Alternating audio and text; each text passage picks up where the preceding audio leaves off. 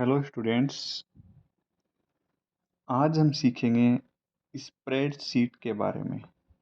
Spreadsheet सीखने के लिए जो सॉफ्टवेयर हम काम में लेने वाले हैं उसका नाम है लाइबर ऑफिस कैल्सी।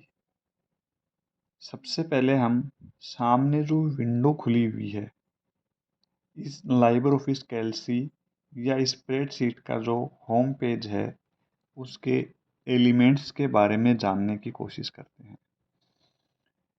यहाँ पे हमारे पास मेनली 5 प्रकार के एलिमेंट होते हैं। सबसे पहला एलिमेंट हमारा है टाइटल बार, जो कि आपको सामने यहाँ पे दिखाई दे रहा है। अभी यहाँ पे अनटाइटल्ड दिखाई दे रहा है क्योंकि हमने इस डॉक्यूमेंट को कोई नाम नहीं दिया है। जैसे ही हम इस डॉक्यूमेंट को सेव करेंगे तो यहाँ पे जिस भी नाम से हम फाइल को सेव करेंगे वो नाम हमें दिखाई देगा। टाइटल बार के बिल्कुल नीचे वाला जो बार है, ये जो आपको माउस कर्सर के साथ साथ दिखाई दे रहा है, इस बार को हम बोलते हैं मेनू बार। मेनू बार के अंदर बहुत सारे ऑप्शंस आपको दिखाई दे रहे हैं। File, edit, view, insert, format, style, seat, data, tool, window. ये सारे के सारे टूल बार जो मेनू बार में आपको ऑप्शंस दिखाई दे रहे हैं, ये कंटेंट को मैनेज करने के लिए काम में लिए जाते हैं। मेनू बार के बिल्कुल नीचे जो ये बार दिखाई दे रही है, इस बार को बोलते हैं स्टैंडर्ड बार।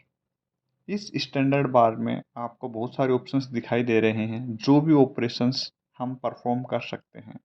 जैसे न्यू फाइल ओपन करना है, किसी भी फाइल को ओपन करना है, सेव करना है, एक्सपोर्ट एज ए पीडीएफ करना है, प्रिंट करना है, कट पेस्ट। इसके अलावा आपको सॉर्टिंग करनी है या फिर कोई भी डेटा फाइंड आउट करना है, फिल्टर करना है, तो वो सारे के सारे ऑप्शंस हमें यहाँ पे दिए गए हैं, जो हम आगे की क्लासेस में देखेंगे। स्टैंडर्ड टूल बार के नीचे होती है formatting tool bar. Formatting tool bar data को फॉर्मेट को सेट करने के लिए काम में लिया जाता है। जैसे सबसे पहले यहाँ पे दिखाई दे रहा हमने कौन सी फ़ॉन्ट काम में ली हुई है। हम यहाँ से चाहें तो फ़ॉन्ट बदल सकते हैं। यहाँ से हमें दिखाई दे रहा हमने फ़ॉन्ट का साइज़ क्या लिया हुआ है। हमें कंटेंट को बोल्ड करना है, इटैलिक करना है, अंडरलाइन, बैकग्राउंड कलर करना है, फ़ॉन्ट को कलर करना है, अलाइनमेंट या फिर डेट वगैरह की फॉर्मेटिंग को लेके जितनी भी चीज़ें हैं, डेटा की फॉर्मेटिंग से रिलेटेड सारे का सारा कंटेंट हमें फॉर्मेटिंग टूल बार में मिलने वाला है। फॉर्मेटिंग टूल बार के सबसे नीचे वाला जो हिस्सा है, इसको हम बोलते हैं फॉर्मूला बार। अगर हम किसी भी सेल पे टैप करते हैं तो उसका फॉर्मूला हमें यहाँ पे दिखाई देता है, इनपुट लाइन जो लिखा हुआ है। अभी जब आगे हम फॉर्मूला एंटर करेंगे तो वो हमें यहाँ पे दिखाई देगा। नीचे का जो ये विंडो एरिया है, यहाँ पे आपको बहुत सारे रेक्टेंगल्स दिखाई दे रहे हैं। इन रेक्टेंगल्स को सेल कहते हैं। ये सेल रो और कॉलम का कॉम्बिनेशन है। आइए आप समझते हैं रो और कॉलम क्या होते हैं।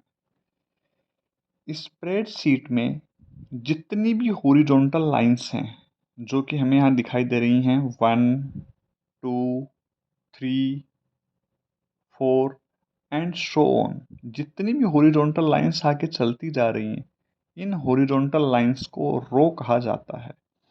और रो की नेमिंग हमेशा न्यूमेरिक डिजिट से की जाती है, 1, 2, 3, 4 ऐसा करके। अब हम समझते हैं कॉलम्स। जितने भी वर्टिकल लाइंस हैं, A, B, C, D and so on, इन वर्टिकल लाइंस को हम कॉलम कहते हैं। कॉलम की नेमिंग हमेशा अल्फ़ाबेट से ही की जाती है। यहाँ पे जो एक बात समझने वाली है वो ये है, कॉलम की नेमिंग कभी भी न्यूमेरिक डिजिट से नहीं हो सकती और रो की नेमिंग कभी भी अल्फ़ाबेट से नहीं हो सकती। मतलब हमें एक्सेल सीट में या फिर स्प्रेड सीट में कभी भी रो ए, रो बी, रो सी या कॉलम 1, कॉलम 2, कॉलम 3 देखने को नहीं मिलेगा। ये जो भी रेक्टेंगल्स एरिया हमें दिखाई दे रहे हैं, इन रेक्टेंगल्स को हम सेल कहते हैं। माउस के क्लिक करने पे जो सेल या फिर जो एरिया हाईलाइट हो रहा है उसे एक्टिव सेल कहते हैं।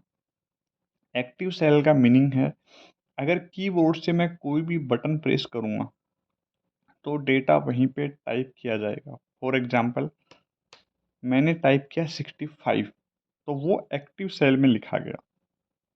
जैसे ही मैं एंटर करता हूँ तो ऑटोमेटिक मैं नीचे वाले सेल में पहुंच जाता हूँ। अब हमें इतने सारे सेल्स में किसी भी सेल को यूनिकली आइडेंटिफाई करना है, तो उस सेल को यूनिकली आइडेंटिफाई करने के लिए उस सेल का हमें यूनिक एड्रेस पता होना चाहिए। जैसे हम क्लास में किसी भी स्टूडेंट को यूनिकली आइडेंटिफाई करने के लिए उसका रोल नंबर काम में लेते हैं, तो यहाँ पे किसी भी सेल को आइडेंटिफाई करने के लिए उस सेल का नेम काम में लेंगे और सेल के नेम को यहाँ पे सेल का एड्रेस कहा जाता है। आइए हम जानने की कोशिश करते हैं कि कैसे किसी भी सेल का एड्रेस पता किया जाता है। तो हमें जिस भी सेल का एड्रेस पता करना है, हम उसके रो और कॉलम के इंटरसेक्शन पे जाते हैं। जैसे मैं आया यहाँ पे, अब मेरे को इस सेल का एड्रेस पता करना है, तो मैंने देखा यहाँ पे कॉलम जी है एंड रो 7 है, तो इसका नेमिंग होगा G7। पहले हमेशा कॉलम का नेम होगा और उसके बाद हमेशा रो का नेम होगा। ये नेम आपको हमेशा यहाँ पे कॉर्नर में दिखाई भी देगा, जहाँ पे माउस का कर्सर आपको दिख रहा है। तो ये मेरे लिए हो गया सेल G7। अभी मैंने क्लिक किया है, ये सेल है D4, this is C10, this is G12, this is E9। किसी भी सेल के अंदर कोई भी इंफॉर्मेशन, कोई भी डेटा लिखा जाता है, उसे कहा जाता है वैल्यू ऑफ दैट सेल। तो स्टूडेंट्स, आज हमने जाना स्प्रेडशीट के एलिमेंट्स क्या क्या होते हैं और row, column, cell, active cell, address of cell क्या होते हैं। आगे की चीज़ें हम समझेंगे नेक्स्ट क्लासेस में। Thank you.